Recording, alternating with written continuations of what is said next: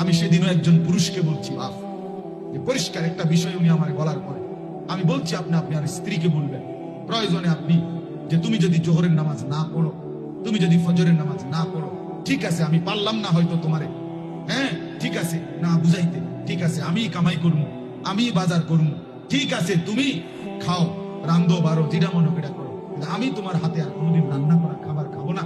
তুমি আর কোনোদিন স্বামী আমার মুখে তুমি হাসি আর দেখবা না, কোনোদিন আমি আর তোমার সামনে হাসবো না। আপনি কষ্ট করে দেখেন একটা মাস, ইনশাআল্লাহ স্ত্রী চরিত্রবান হয়েছে।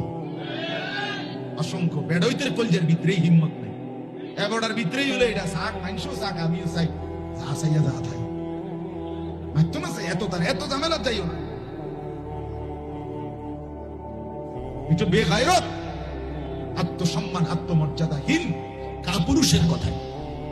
আমি আবারও বলছি বাবা, আমি আবারও বলছি, আপনাদের প্রথম সার্থকতা হলো স্ত্রী, সন্তানের, পরিবারের সদস্যদের নামাজ,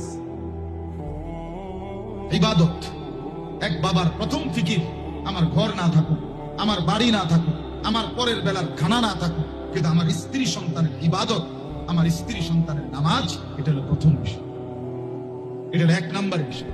আজ আমরা এটা উল্টে গেছি, নামাজ খোলার দায়িত্ব, নামাজ স্ত্রীর নিজের ব্যাপার, নামাজ ছেলে মেয়ের নিজের দায়িত্ব। তাহলে